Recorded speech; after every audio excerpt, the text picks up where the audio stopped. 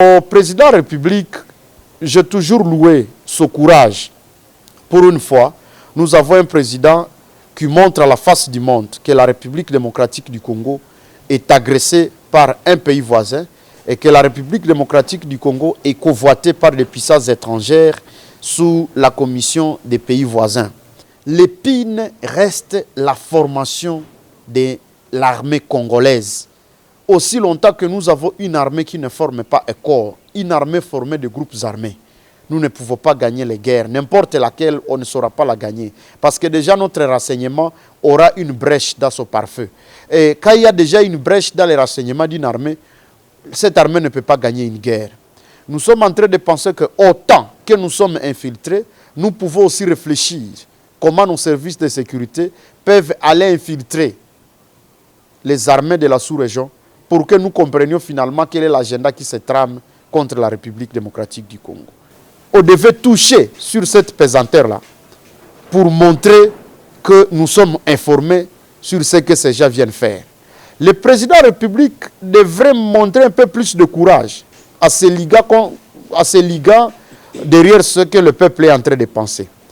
Lorsque le peuple congolais est en train de dire au président de la République que les forces de EAC doivent sortir parce que ce sont des armées qui sont infiltrées par le Rwanda, il ne faut pas que le président congolais trouve que son peuple est dupe. Il doit quitter sa peur et montrer ce qu'il avait dit, c'est vrai, qu'il est prêt à aller jusqu'au sacrifice suprême pour montrer que c'est vraiment un président de la République. C'est seulement avec ce courage qu'il saura former cette armée.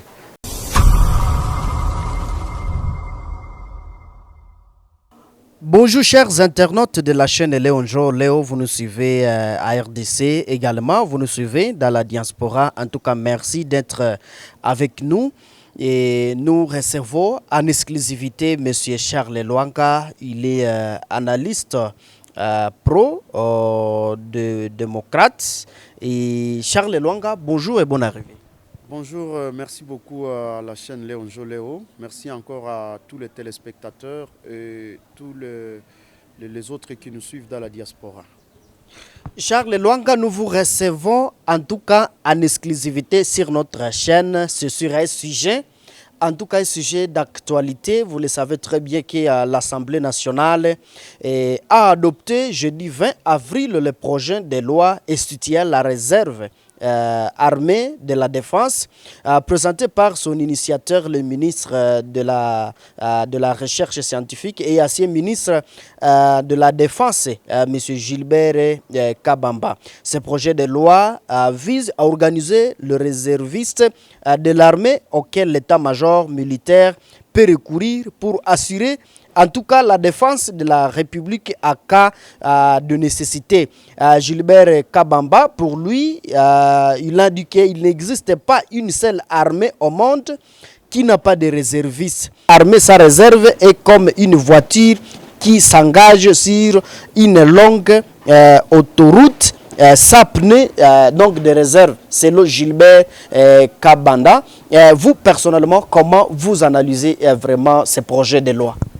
S'il faut rentrer dans l'esprit de cette loi portant sur la réserve dans la défense nationale, et il faut dire d'abord à tous les téléspectateurs que c'est une loi importante dans la mesure où la République démocratique du Congo a déjà des frontières poreuses où désormais tous les États de la région convoitant les richesses de la République démocratique du Congo ont tendance, n'est-ce pas, à déployer leur armée ou carrément continuer à soutenir le groupe rebelle et les groupes insurrectionnels qui écument l'Est de la République démocratique du Congo. Revenons à votre question, quelle est l'analyse que nous, en tant qu'activistes pro-démocratie, nous faisons de ce projet de loi? Aujourd'hui, à l'allure où nous sommes en train de vivre la situation en République démocratique du Congo, il faut commencer par analyser l'armée même de la République démocratique du Congo. Je vais parler de FARDC. Parce qu'il faut d'abord que nous ayons une armée avant de penser à faire une réserve.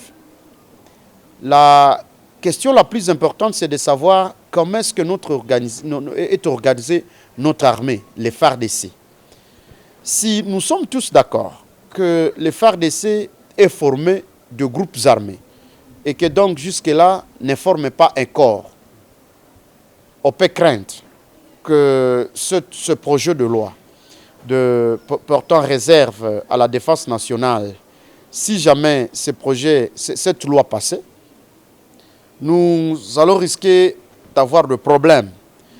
Je voudrais par exemple que les ministres renforcent d'abord la loi qui porte sur l'organisation de l'armée, notamment en extirpant de l'armée tous les réfractaires, notamment tout ce monde que nous savons qui sont corrompus dans l'armée, qui sont ici des armées étrangères. Et donc toutes ces brebis galeuses devraient d'abord être extirpées de l'armée. L'armée devrait être organisée, réformée. Et c'est à l'issue des réformes qu'on devait faire un projet de loi additionnel, que moi j'appellerais l'addendum de cette loi, qui porterait maintenant sur la réserve de la défense nationale. Revenons maintenant sur la réserve elle-même. Nous craignons que ce projet de loi soit ici des sentiments émotionnels, parce qu'en fait, il faut comprendre que le législateur ne peut pas concevoir une loi sur base d'émotions. Parce que je crains que l'ancien ministre de la Défense et ancien combattant Gilbert Kabanda soit motivé de créer cette réserve de la défense nationale par crainte de l'armée qui existe déjà. Parce que je suis tenté de penser qu'il croirait que peut-être que si la réserve devrait s'engager au combat et que cette réserve ne serait pas, n'est-ce pas, corrompue ou ne serait pas infiltrée, elle serait plus efficace que l'armée nationale que nous connaissons en République démocratique du Congo. Si cela est le cas, la crainte va, n'est-ce pas, montrer que nous risquons d'abandonner notre armée classique pour se concentrer sur une armée de réservistes, comme on les appelle couramment. La deuxième crainte, c'est la prolifération de groupes armés à l'est de la République démocratique du Congo. Parce qu'ainsi que vous le savez, monsieur le journaliste, il a été décelé par le programme PDDRS que nous avons plus de 250 groupes armés en République démocratique du Congo. Et maintenant que le gouvernement congolais est en train de collaborer avec ce groupe armé pour essayer de repousser le M23 RDF, je crois que ce projet de loi vise d'abord ces groupes armés comme réserve, en fait qu'on les nomme comme réserve pour les enlever cette connotation, qu'ils s'appellent Ouazalendo, qu'ils s'appellent nationalistes, qu'ils s'appellent Maï et tout ce que vous voulez, qu'on leur enlève cette casquette-là, juste pour masquer la communauté internationale que l'État congolais n'a pas utilisé des miliciens, et qu'on les appelle de réserve. Là, ça devient une crainte dans la mesure où l'État congolais aura consacré, le gouvernement congolais aura béni, n'est-ce pas, la présence de groupes armés sur le sol congolais. Or, ces mêmes groupes armés peuvent n'importe quand, n'est-ce pas, se soulever contre même les FARDC qui constituent l'armée classique. Ça, c'est la deuxième crainte. Donc, si on peut tailler cette loi, juste pour montrer qu'on doit protéger ces miliciens qui, du reste, sont en train d'aider les FARDC pour repousser l'agression rwandaise, je crois que ce n'est pas une solution durable. Parce que l'armée doit se former sur le long terme. On ne peut pas former l'armée sur le court terme. La troisième crainte, c'est la formation d'une armée ethnique. Qu'est-ce que je crains? Qu'après avoir formé ces réservistes et qu'ils reviennent au sein de la population, que ces gens se constituent à une armée ethnique. Par exemple, si c'est chez les Wanyanga, ils peuvent se dire, cette fois-ci, nous avons nos enfants qui viennent d'être formés par le gouvernement et ils vont protéger notre communauté ou notre tribu. Parce que je veux vous le rappeler que tout ce qu'il y a comme argument nous avancer par le Rwanda, c'est essayer de nous montrer que le M23, c'est une armée qui vient de naître. Donc si on en croit seulement au discours de Kagame qu'il a tenu au Bénin, c'est comme si le M23, c'est une armée qui se soulève pour réclamer une certaine hégémonie ethnique à la République démocratique du Congo. Et si chaque tribu, chaque communauté peut, n'est-ce pas, réclamer cette hégémonie en utilisant ses réservistes, on aura homologué une armée ethnique sans le savoir. Et nous risquerons d'entrer dans la logique où aujourd'hui les Hutus, n'est-ce pas, qui sont au sein des FARDC, refusent d'aller dans d'autres provinces parce qu'ils ne doivent qu'être au Nord Kivu parce que c'est là qu'il y a le leur. Ça c'est une crainte et on ne peut pas former l'armée sur ça. Parce que je vous ai dit dans mon premier propos que l'armée forme un corps. Et l'armée doit être nationale. Ça signifie que tout officier, tout militaire peut être déployé où que son état-major veut. Mais si on va former cette armée sur cet élan-là, nous risquons alors d'empirer la situation en faisant passer ce projet de loi. Mais, alors, monsieur Charles Lwanga, à l'instant, en tout cas, qu'est-ce qu'on peut faire? Qu'est-ce que le gouvernement peut faire? Bien, d'abord, c'est là que je suis en train, n'est-ce pas, d'axer mon propos sur l'opportunité de cette loi. Est-ce que c'était opportun? Est-ce que c'est le moment qu'il faille réfléchir sur ce projet de loi? Comme je vous l'ai dit, j'ai pensé à une loi qui porterait d'abord sur la réforme de l'armée. Donc c'est là que le gouvernement devrait se concentrer. Et que cette loi ici, portant ce projet de loi proposé par le ministre, serait, n'est-ce pas, un addendum à la loi qui veut parler de la réforme de l'armée. Donc là où le gouvernement congolais devrait, n'est-ce pas, mettre son attention, c'est d'abord passer à l'identification de tous les éléments qui constituent aujourd'hui ce que nous appelons les forces armées de la République démocratique du Congo. Parce que seulement à partir de ces fichiers, à partir de toutes ces données, on saura qui est congolais, qui ne l'est pas, qui est infiltré, qui ne l'est pas. Si seulement le ministre de la Défense actuel devrait être courageux pour commencer par là, je crois que c'est là que le gouvernement devrait se frotter les mains. Mais comme nous sommes en train de vivre la peur au ventre, où celui qui était là, vous voyez quand il était ministre avant, je vais parler de Gilbert Kabanda, quand il était ministre avant, il n'a pas pu proposer cette loi. Ça signifie qu'il y avait une crainte qu'il exprimait.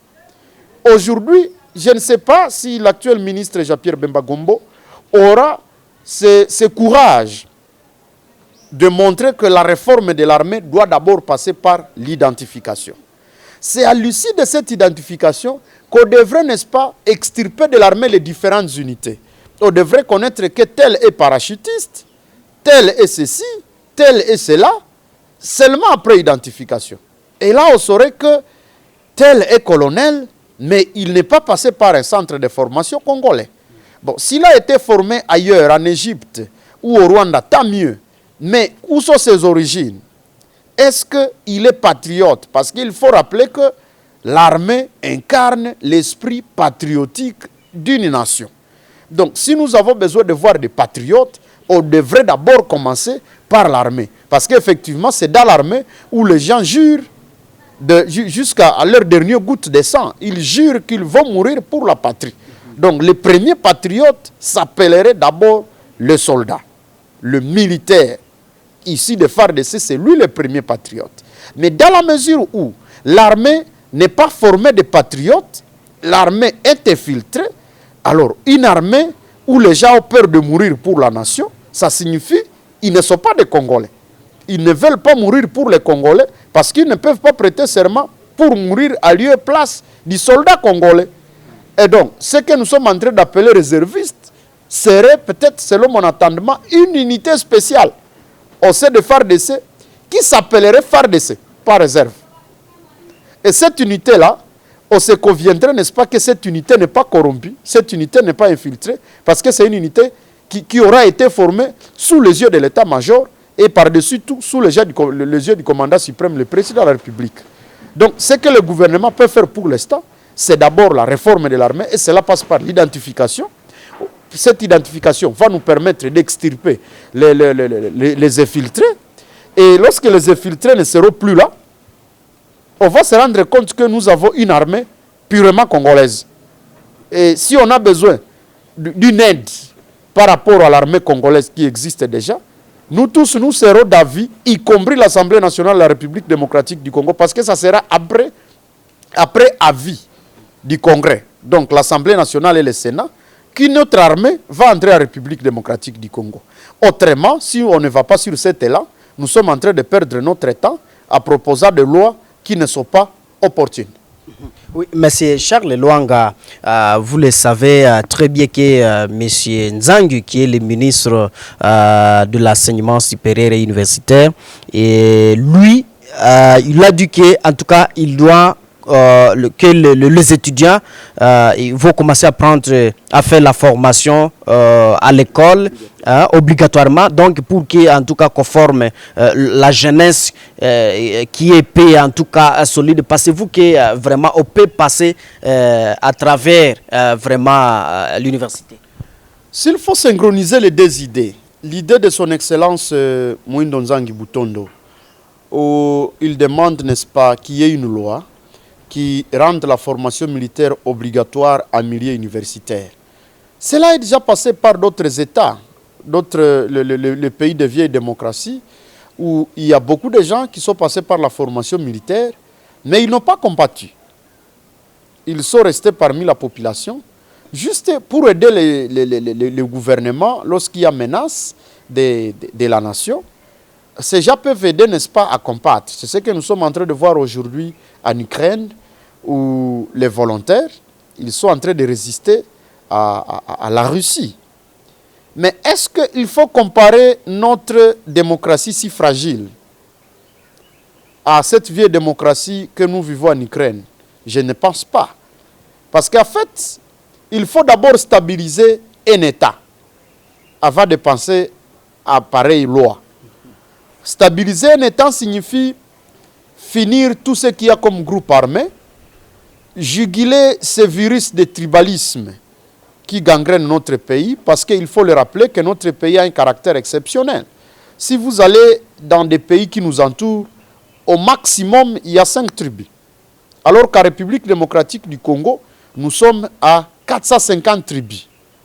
Je me rappelle l'unité qu'a prêché le président Mobutu, le Bomoko. Cette unité-là, à l'époque, comme elle était déjà assise, elle devait nous aider à concevoir pareille loi. Mais alors, aujourd'hui, avec cette résurgence de groupes armés, est-ce que nous n'allons pas assister finalement à une guerre dans les pays où les étudiants vont se dire nous aussi nous savons manipuler des armes, où les maïmaï vont se dire nous savons aussi manipuler les armes, les militaires diront nous savons manipuler les armes, les policiers vont dire la même chose, et ça risque de nous mettre dans une situation telle que le président de la République ne saura pas maîtriser la nation. Mais cela est possible si peut-être on pouvait laisser 10 ou 12 ans à la République démocratique du Congo, le temps qu'on aura stabilisé la nation. Si la nation est stable, moi je ne vois pas pourquoi quelqu'un serait contre pareille loi. Et si cela passe au niveau de l'Assemblée nationale, je crois qu'il y a beaucoup de risques. Il y a beaucoup de risques. La prudence exige que la sagesse du Sénat ou du Parlement puisse surseoir cette loi en attendant que l'État soit stable. Parce que pour l'instant, avec la prolifération de groupes armés, nous risquons maintenant d'assister à une situation qui sera difficile à maîtriser. Et ces pays risquent d'être divisés et on risque de revenir à la case de départ. Donc la petite stabilité que nous avons, nous risquons de la perdre.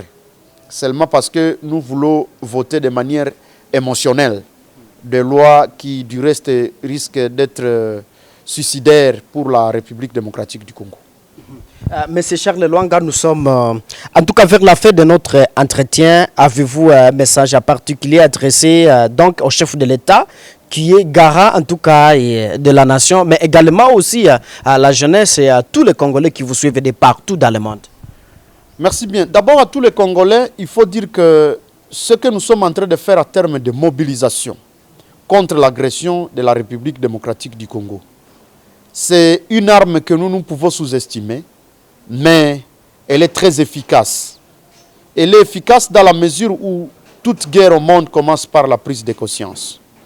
Si nous prenons conscience que notre État est envahi, notre État est agressé, notre État est convoité, nous allons continuer, n'est-ce pas, à appuyer sur l'accélérateur et montrer que la République démocratique du Congo n'est pas un champ de maïs où tout le monde peut entrer quand il veut. Le message que j'ai pu donner aux élus nationaux, parce que ce sont eux qui constituent la législation de la République démocratique du Congo, il faut concevoir de lois pour un besoin imminent. Il ne faut pas concevoir une loi de manière émotionnelle et penser que si cette loi passe, parce que l'application de la loi, c'est encore un autre exercice qui sera difficile à appliquer. Et je suis en train de penser que toutes ces lois, toutes ces propositions, tous ces projets de loi devraient rester dans les tiroirs. Il faut que les honorables députés nous comprennent. Parce que nous sommes en train de vivre dans la zone d'insécurité, où nous savons que les armes, juste qui ont échappé au FARDC, c'est que ces armes sont en train de faire. Si en ville, ces armes sont utilisées contre les populations, pour cambriolage, pour le vol à main armée, nocturne, etc., dans les zones à proie à l'insécurité, si vous allez vers les massifs sur le Rutshuru, ce sont ces armes qui constituent, n'est-ce pas, les goulots d'étranglement des pillages des richesses de la République démocratique du Congo. Et que donc, si pareille loi passait, nous craignons que déjà les groupes armés qui sont là puissent se couvrir par cette loi pour faire du n'importe quoi et par-dessus tout, se dire qu'ils peuvent violenter le droit humain avec ces armes, c'est très dangereux. Au président de la République, j'ai toujours loué son courage. Pour une fois, nous avons un président qui montre à la face du monde que la République démocratique du Congo est agressée par un pays voisin et que la République démocratique du Congo est convoitée par des puissances étrangères sous la commission des pays voisins. Nous ne devons que rendre nos hommages au président de la République là-dessus. Cependant, l'épine reste la formation de l'armée congolaise. Aussi longtemps que nous avons une armée qui ne forme pas un corps, une armée formée de groupes armés, nous ne pouvons pas gagner les guerres. N'importe laquelle, on ne saura pas la gagner. Parce que déjà, notre renseignement aura une brèche dans son pare-feu. Et quand il y a déjà une brèche dans les renseignements d'une armée, cette armée ne peut pas gagner une guerre. Nous sommes en train de penser que autant que nous sommes infiltrés, nous pouvons aussi réfléchir comment nos services de sécurité peuvent aller infiltrer les armées de la sous-région pour que nous comprenions finalement quel est l'agenda qui se trame contre la République démocratique du Congo. Vous le savez avec moi que toutes les armées qui sont aujourd'hui sur le sol congolais, bien que de manière légale, ne veulent pas nous montrer leur vraie face. On ne sait pas comprendre, ils ont quel agenda. Ça, c'est une brèche dans les renseignements de la République démocratique du Congo. On devait toucher sur cette pesanteur-là pour montrer que nous sommes informés sur ce que ces gens viennent faire. Le président de la République devrait montrer un peu plus de courage à ces ligas derrière ce que le peuple est en train de penser. Lorsque le peuple congolais est en train de dire au président de la République que les forces de EAC doivent sortir parce que ce sont des armées qui sont infiltrées par le Rwanda, il ne faut pas que le président congolais trouve que son peuple est dupe. Il doit quitter sa peur et montrer ce qu'il avait dit, c'est vrai, qu'il est prêt à aller jusqu'au sacrifice suprême pour montrer que c'est vraiment un président de la République. C'est seulement avec ce courage qu'il saura former cette armée. C'est seulement avec ce courage qu'il saura faire de vraies réserves. C'est seulement avec ce courage qu'il va stabiliser la République démocratique du Congo et donc avoir le courage maintenant de promulguer toutes ces lois qui sont à terme de projets et de propositions. À tous nos amis de la diaspora, continuez à appuyer sur le bouton. Soutenez-nous, parce que nous savons que nous sommes entre le marteau et l'enclume. Et tout ce que nous disons, nous le disons de bonne foi et de bon cœur. Nous sommes aussi prêts à montrer à la face du monde que notre armée doit être réformée et que notre État doit être respecté. Nos frontières doivent être fermées, elles ne doivent plus être poreuses. Ça, c'est le message que nous pouvons, pour l'instant, lancer aux amis qui sont dans la diaspora, au président de la République, ainsi qu'à tous les Congolais qui veulent se mobiliser pour que cette nation soit ce qu'elle doit être. En tout cas, nous sommes pratiquement à la fin de notre entretien. Monsieur Charles Lwanga, nous vous disons sincèrement merci de votre état sur la chaîne Léon Joléo. Merci à Léon Joléo et à tous les téléspectateurs de la diaspora. Je suis Mwanampenzi Manzekele à sa présentation. Ne manquez pas de vous abonner sur notre chaîne pour ne pas manquer de nos prochaines publications. Au revoir.